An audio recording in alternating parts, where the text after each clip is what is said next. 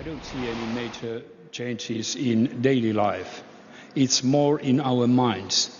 If you know that you have a secure country to live and build and work, that has an impact to all of your behavior, even if you don't daily remember it. It gives security of mind, would I say. And that is surely, it has a huge importance.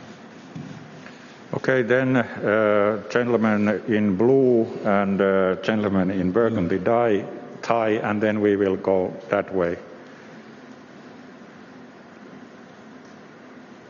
Okay. Ei, Hi. Nyt meni väärin. No, okay.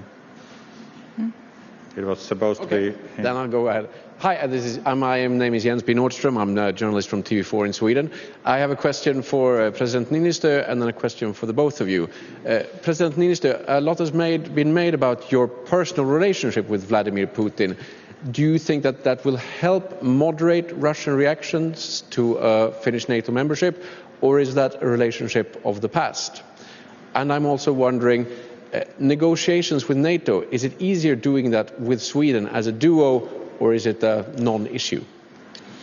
First, to what comes to Putin, I wouldn't say that that it is easier or more difficult to moderate. But what is important that you can discuss, and you can discuss in a very open but straightforward going way, in a very clear way. And that we did yesterday, like I described. In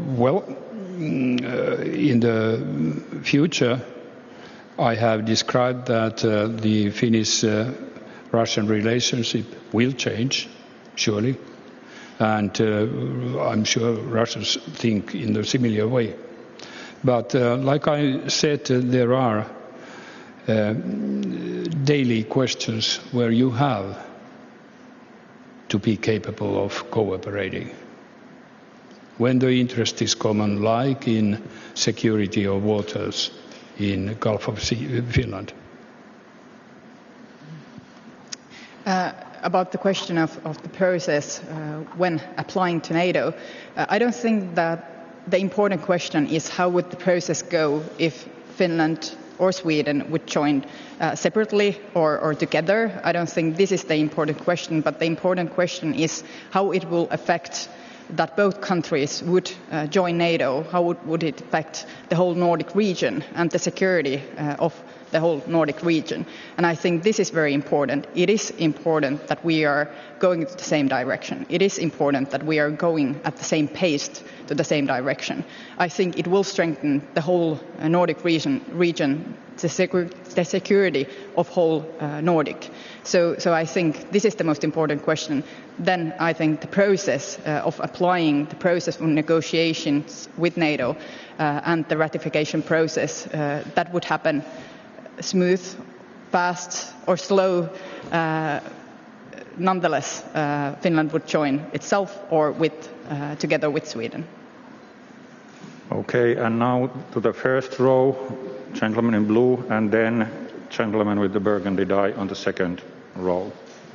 Lauri Nurmi, Iltalehti, Alma Media, arvoisa tasavallan presidentti ja arvoisa pääministeri. Juho Kusti Paasikiven päiväkirjoissa kuvataan sitä, miten 1940-luvun lopulla Ruotsi jättäytyi Naton ulkopuolelle, kun Natoa perustettiin 1949, jotta Suomen asema olisi helpompi, jotta olisi mahdollista olla kaksi puolueetonta maata. Tästä on 7.